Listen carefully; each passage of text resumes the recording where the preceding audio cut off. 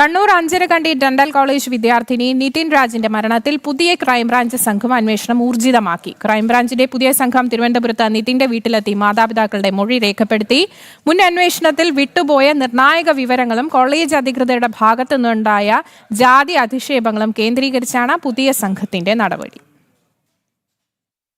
Anjarakandy dental college വിദ്യാർത്ഥി നിതിൻ രാജിന്റെ മരണത്തിൽ അന്വേഷണം പൂർണ്ണമായും പുതിയ വഴിയിലേക്ക്.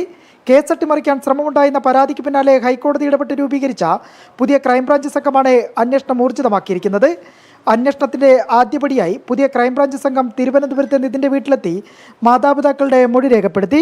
മുൻ അന്വേഷണ സംഘം ബോധപൂർവം ഒഴിവാക്കിയ നിർണായക വിവരങ്ങളും കോളേജ് അധികൃതരിൽ നിന്നുണ്ടായ കടുത്ത ജാതി അധിക്ഷേപങ്ങളും മാതാപിതാക്കൾ പുതിയ സംഘത്തിന് മുന്നിൽ ആവർത്തിച്ചു. കോളേജിലെ അധ്യാപകരുടെയും മാനേജ്മെന്റിന്റെയും കടുത്ത മാനസിക പീഡനമാണ് മകന്റെ ജീവനെടുത്തതെന്ന് നിതിന്റെ കുടുംബം ആരോപിച്ചു. പുതിയ ക്രൈംബ്രാഞ്ച് സംഘത്തിന്റെ നടപടികളിൽ പൂർണ്ണ വിശ്വാസമുണ്ടെന്നും അട്ടിമറിക്കാർക്കെതിരെ കർശന നടപടി വേണമെന്നും കുടുംബം ആവശ്യപ്പെട്ടു.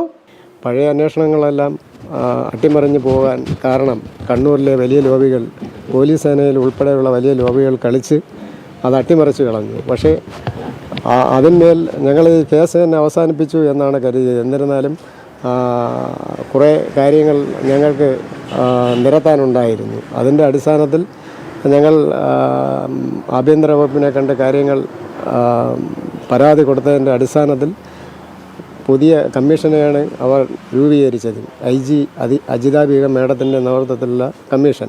ഒന്നാം പ്രതിയായ ഡോക്ടർ റാമിന്റെ അറസ്റ്റിൽ ഉൾപ്പെടെ മുൻ അന്വേഷണ സംഘത്തിന് ഗുരുതരമായ വീഴ്ച സംഭവിച്ചിരുന്നു. പ്രതിയെ കുടകിൽ നിന്ന് പിടികൂടിയെന്ന വാദം വ്യാജമാണെന്നും അന്വേഷണം വഴിതിരിച്ചുവിടാൻ പഴയ സംഘം ശ്രമിച്ചെന്നും കണ്ടെത്തിയിരുന്നു. ഇതിനെ തുടർന്നാണ് DGP പുതിയ സംഘത്തെ നിയോഗിച്ചത്.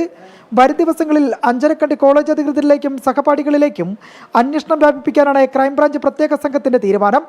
ആദ്യഘട്ടത്തിൽ വിട്ടുപോയ ഡിജിറ്റൽ ശാസ്ത്രീയ തെളിവുകൾ വീണ്ടും ശേഖരിക്കാനും ക്രൈംബ്രാഞ്ച് ശ്രമം തുടങ്ങി.